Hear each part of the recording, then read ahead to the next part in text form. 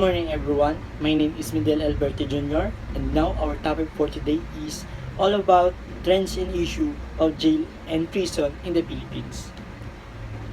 The Philippines jail have insufficient ventilation and restricted food supply with little nutritional value and unsanitary surroundings and medical care that is inaccessible.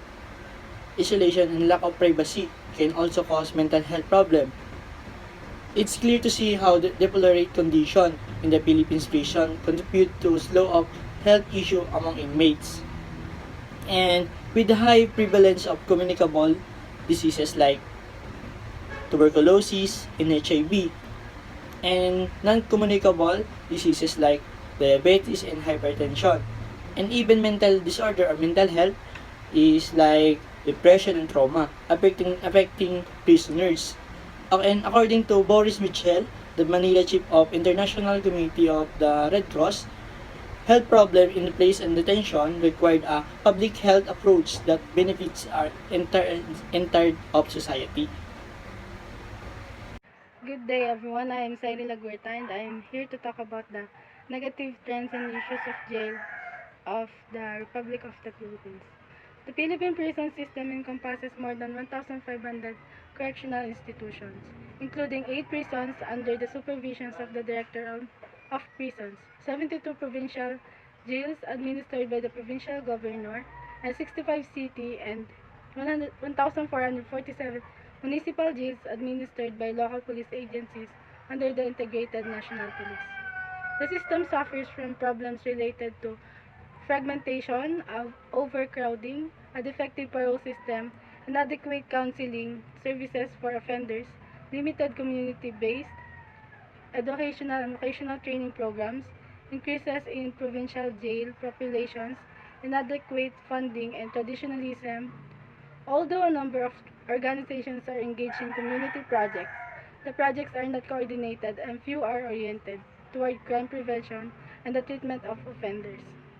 The activities of the Interdisciplinary Committee on Crime Prevention of the Philippine National Police Commissions are noted, and the goals and objectives set forth in the country's national strategy for crime reduction are outlined.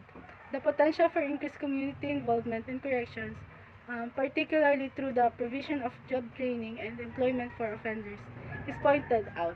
A plan for a national project aimed at promoting community involvement in crime prevention and treatment of offenders is proposed. Good morning. My name is Eliza J. Silanson. Positive trends and issues in jail and prison in the Philippines. Detainees who are not freed are entitled to protection and medical treatment from the government. Authorities should develop comprehensive procedures to avoid and respond to a COVID-19 outbreak in detention institutions that go beyond basic lockdowns and include safeguards for detainees' physical and emotional health. Inmates and workers should be protected, while detainees should have access to family and legal advice. In the next weeks, the Philippines will face catastrophic public health problems in its excessively overcrowded prisons and jails, Robertson added.